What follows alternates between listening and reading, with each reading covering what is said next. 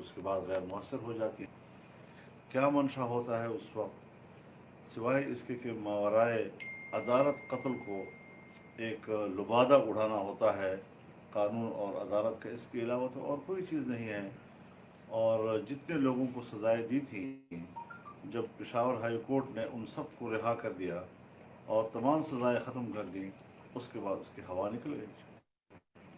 تو یہ سارے وہ چیزیں ہیں کہ آج بھی لاپتہ لوگ جو اپنے پیارے ان کے جن کے انتظار میں ہیں، بوڑھے ماں باپ جن کے انتظار میں ہیں، بہتوں کے والدین دنیا سے چلے گئے، اس غم میں روتے روتے چلے گئے، لیکن آج بھی ان لوگوں کا کچھ علم نہیں، نہ وہ عدالتوں میں پیش کیے جا رہے ہیں، نہ ان پر مقدمات چلائے جا رہے ہیں، اور خدا جانے کس کیس میں وہ پکڑے ہوتے ہیں، کس کیس میں ان کو پھانسیاں دے دی جاتی ہیں۔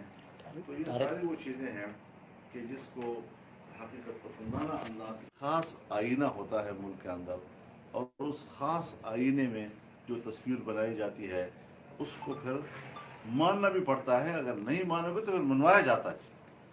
تو یہ جو ایک روش ہے اور پوری دنیا میں ہمارے ملک کے اندر منتقل ہو کر آئی ہے، اور آج ہم اس سے اپنے ایجنڈے جو ہیں وہ پائے تکمیل تک پہنچاتے ہیں، اور بین الاقوامی سپورٹ کا ایک بہانہ بنا کر ہم سمجھتے ہیں کہ شاید ہم کوئی بہت بڑا کام کر رہے ہیں۔ تو یہ چیزیں نہیں چلتی۔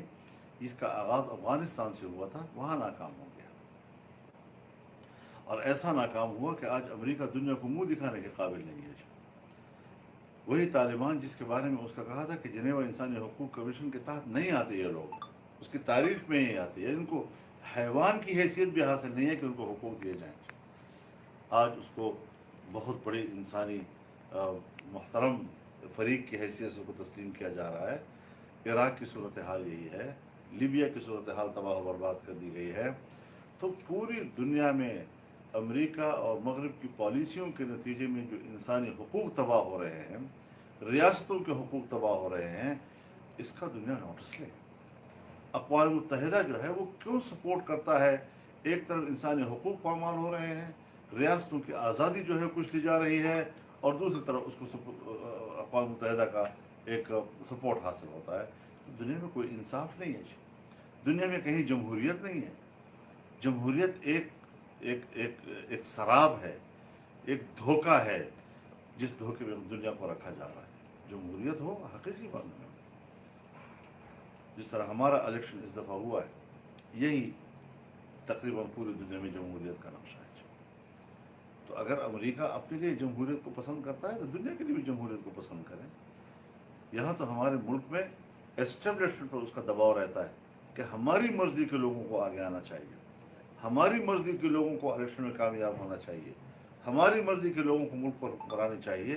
بھائی پھر پاکستان کیسے آزاد ملک ہے؟ کس طرح ہم اس کو ایک آزاد ملک قرار دیں کہ یہاں کوئی منتخب بھی ہوگا تو ان کی مرضی کے مطابق، یہاں آرمی چیف بھی ہوگا تو ان کی مرضی کے مطابق، یہاں صدر مملکت بھی ہوگا تو ان کی مرضی کے مطابق۔ اور مجھے چونکہ مشاہدہ ہے، میں ایک پرانا کارکن ہوں اس ملک کی سیاست کا، میرے فارن افیئر کمیٹی کی چیئرمین شپ کی نوٹیفیکیشن 3-4 مہینے رکی رہی، اور بعد میں پتہ چلا کہ اس پر امریکنز کا اعتراض، کس طرح ان کو کنوینس کیا گیا، کیا صورتحال تھی۔ لیکن یہ ساری چیزیں آج تک ہم دیکھتے چلے آ رہے ہیں۔ دنیا کو حقیقی جمہوریت کی طرف جانا چاہیے، قوموں کو آزادی کا احساس ہونا چاہیے، اور اس طرح نیب کے ادارے جو ہے جس سے کہ آپ قوموں کے گردن مروڑ دیتے ہیں، سیاستدانوں کا گردن مروڑتے ہیں، انہیں اپنا غلام بناتے ہیں، اپنے ٹریک پر لانے کے لیے ان کے خلاف۔ تو یہ اگر کسی کو آپ چور کہتے ہیں تو آپ کا کسی کو چور کہنے کی بھی کوئی حیثیت نہیں رہی، اگر آپ کسی کو ڈاکو کہتے ہیں تو اس کی بھی کوئی حیثیت نہیں رہی، اور ایک طرفہ طور پر میڈیا پہ آپ کسی کے خلاف ایک چارج شیٹ دیتے ہیں تو اس سے لوگوں کا اعتماد اٹھ جاتا ہے۔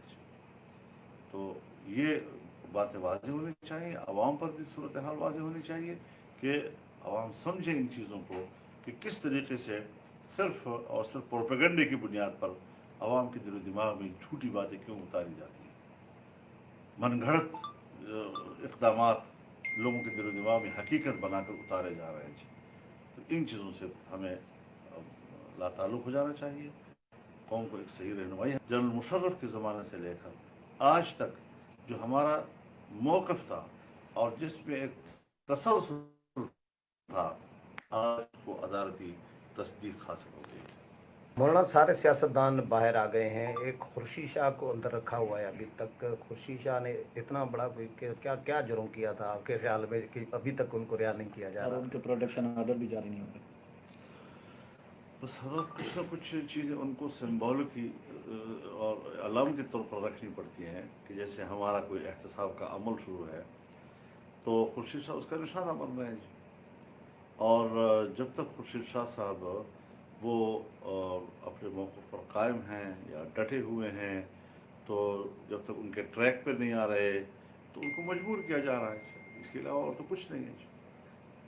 अच्छा मौलाना, नेब शुरू से ज़ाहिर है तफज़ात तो रहे हैं, लेकिन पीपल्स पार्टी नून लीग की 2 दफ़ा हुकूमत रही, ज़ाहिर है आप भी इत्तेहादी रहे, कोशिशें भी होती रहीं, डिस्कशन लॉ जस्टिस कमेटी में मामला चले, क्यों नहीं तब्दील कर सके या ख़त्म कर सके? कोई प्रेशर है कोई के गैर सियासी कुव्वतों का? मेरे ख्याल में इन पार्टियों के अंदर कुछ लॉबीज़ थी कि वो लॉबीज़ गालिब आ गई।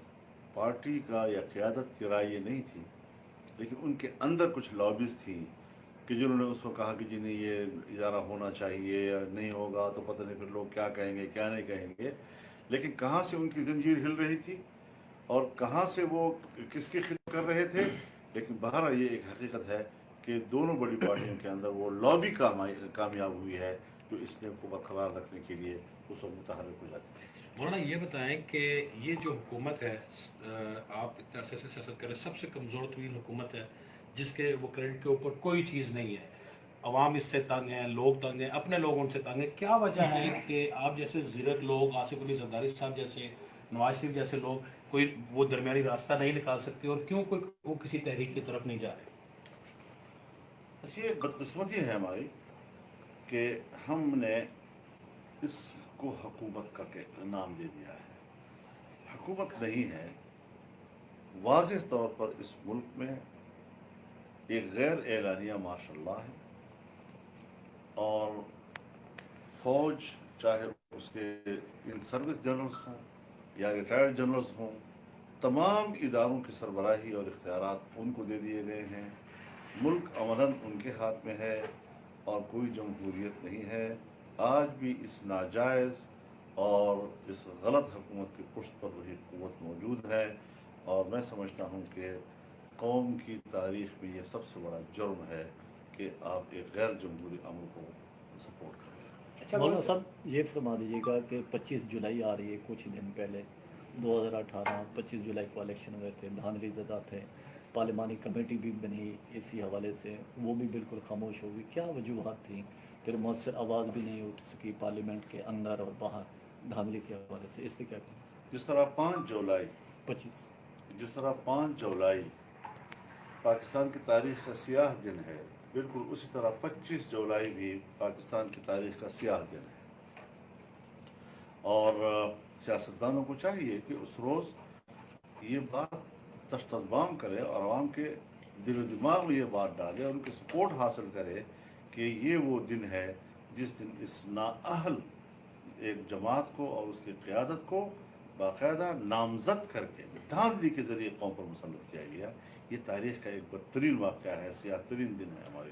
अब आपकी क्या हिकमत अमली है सर? ज़ाहिर है इनसे जान तो छुड़ानी है, और एक निज़ाम, एक सिस्टम, एक तहरीक, एक चीज़ के तरीके करेंगे ना, तो क्या आप की मुलाकातें भी हो रही है लोगों के साथ, जरदारी साहब से मिले, तो आप क्या चाहते हैं कि क्या नुक्ता हो या कब तक कोई तहरीक चलेगी? ये जो इसी के साथ APC पे भी जो मुशावरत हो रही है, तो एजेंडा क्या होगा APC का? देखिए, बहुत सी APCs हुई हैं और ख़ुद मैंने कन्वीन की है, लेकिन हम जितने भी सियासतदानों के और बड़ी जमातों की सफाइयाँ भी पेश करते रहे हैं, लेकिन एक जुमला मैं वाज़ेह तौर पर कह देना चाहता हूँ, मुझे शिकायत है, मुझे गिला है, अपने दोस्तों से है कि इमरान खान और उसकी पार्टी को धांधली के ज़रिए लाई तो एस्टेब्लिशमेंट, लेकिन इस हुकूमत के बाकी रहने और इसके तूल पकड़ने में सबसे बड़ा किरदार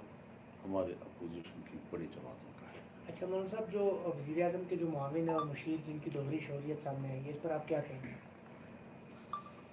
देखिए, बात यह है کہ یہ سارے وہ مشیر ہیں جس کی تعیناتی کے پیچھے فوج کا کردار تھا. یہ فوج کے لوگ تصور کیے جاتے ہیں. تو عمران خان نے فوج کے لوگوں کو ننگا کر کے ان کو کیا جواب دیا ہے، یہ ان کو سوچنا چاہیے. اچھا مولانا، یہ جو عمران خان کہہ رہے ہیں کہ 6 مہینے ہیں اپنے کابینہ ممبران کو، کہ 6 مہینے ہیں اور اگر کوئی پرفارمنس دی تو ٹھیک، نہیں تو معاملات دوسری طرف جائیں گے. فواد چودھری نے خود کہا ہے یہ. تو یہ 6 مہینے، پھر اس کو بھی 1.5 مہینہ ہو گیا، اب 4.5 مہینے. تو یہ وہی کہانی جو آپ کے ساتھ آزادی مارچ کے دنوں میں جو آپشن آپ کو ایک دیا گیا تھا کہ بجٹ نکالنے دیں اس کے بعد کچھ کریں گے، جو آپ نے نہیں مانا تھا، تو یہ اس پہ تو کام نہیں چل رہا. دیکھیے یہ حماقت ہے. یعنی ہم کہیں کہ تمہارے پاس ٹائم نہیں ہے، ہم کہیں کہ تمہارا الٹا پہیہ گھوم رہا ہے. اب خود جو دعویٰ کرتا ہے کہ میں 5 سال کے لیے منتخب ہوں اور وہ کہتا ہے کہ میرے پاس 5 مہینے ہیں یا 6 مہینے ہیں، تو یہ سیاسی حماقت اس سے زیادہ اور نہیں ہوا کرتی. وہ کہ حقیقت کی بات کی ہے اس نے کہ اس کے پاس ٹائم نہیں ہے اور کیا وجوہات ہیں اس کے، کیا مسئلہ ہے اس کا. لیکن یہ ضرور ہے کہ اس قسم کی باتیں جو ہے یہ حکومت کے اندر کے کھوکھلاپن کا اظہار ہوتا ہے. مولانا، جو کمٹمنٹس آپ کے ساتھ ہوئی تھی دھرنے کے بعد اور جو یقین دہانیاں ہوئی تھی، کیا ان میں سے کچھ ابھی زندہ ہے یا وہ سب ختم اور تاریخ کا حصہ بن گئی؟ میرا خیال یہ ہے کہ بات تو آپ کی بالکل بجا ہے، اور چودھری صاحبان نے چند روز پہلے بھی ایک بیان دیا کہ اس آزادی مارچ پر کچھ دھاوا بولنے کے مشورے کیے جا رہے تھے، لیکن ہم بیچ میں آئے اور پھر فضل الرحمان نے بڑی دانشمندی کا مظاہرہ کیا، دوراندیشی کا مظاہرہ کیا. یہ ادھوری بات ہے. مکمل بات بھی تو وہ فرما دیا نا جی. تو پھر اس کے بعد آپ نے آخری اور حتمی بات کیا کہی تھی؟ تو آخری اور حتمی بات کہ مارچ آخری مہینہ کیا انہوں نے نہیں طے کیا تھا؟ کیا انہوں نے فائنل نہیں کیا تھا اس بات کو؟ اور اگر کیا تھا تو پھر کورونا کے پیچھے کیوں چھپ رہے ہیں آپ؟ شمال صاحب، بلوچستان میں ان ہاؤس تبدیلی کی بات چل رہی ہے، اس میں کوئی حقیقت ہے؟ ہمیں کوئی ان ہاؤس سے دلچسپی نہیں ہے، ہمیں فریش الیکشن سے دلچسپی ہے. سارا الیکشن فراڈ ہے. اس فراڈ کا مکمل طور پر خاتمہ ہونا چاہیے. اور یہ اسلام آباد کی فضاؤں میں اٹھنے والی افواہیں ہوتی ہیں، کبھی حکومت گر رہی ہے، کبھی جا رہی ہے، کبھی بلوچستان حکومت میں، کبھی پنجاب گورنمنٹ میں، پھر کبھی کہاں. تو یہ ساری چیزیں قوم کو مصروف رکھنے کے لیے ہیں، میڈیا کو مصروف رکھنے کے لیے ہیں. یہ ہمارا مسئلہ ہی نہیں ہے، نہ قوم کا مسئلہ ہے. مولانا ایک منٹ، کیا آپ کے علاوہ بڑی جو اپوزیشن کی جماعتیں ہیں وہ بھی نئے الیکشن کے اوپر متفق ہیں یا کچھ ان ہاؤس بھی چاہتی یہ ہیں؟ متفقہ موقف ہے کہ دوبارہ الیکشن ہو، فریش الیکشن ہو. اگر کوئی اس کی علاوہ بات کرتا ہے تو وہ اس متفقہ ڈکلریشن جو 25 جولائی 2018 کے بعد 1 ہفتے کے اندر طے ہوا تھا، یہ پھر اس سے انحراف ہوگا. مولانا، یہ کچھ عرصہ پہلے چودھری شجاعت نے آپ کو پیغام بھیجوایا تھا کہ جب ملاقات ہوگی تو امانت علی اور سلامت علی پر بعد میں بات کریں گے روبرو. یہ کون ہے؟ یہ کیا امانت علی سلامت علی تھے؟ شجاعت علی کی بھی بات ہوتی ہے. امانت علی اور سلامت علی جو ہے وہ تب ہوگا جب شجاعت علی ہوگا. تو کیا شجاعت علی جو ہے وہ شجاعت دکھانے کو تیار ہیں اب یا؟ یہ تو ان سے پوچھنا پڑے گا. اب تک تو ہمارا گلہ یہ ہے کہ شجاعت منتظر ہے. میرا خیال ہے سر جو ہو گیا بہت زبردست ہو گیا یہ. ٹھیک ہے. تھینک یو سر، بہت شکریہ مولانا. ابھی چوائس ابھی کال آئے گی آپ.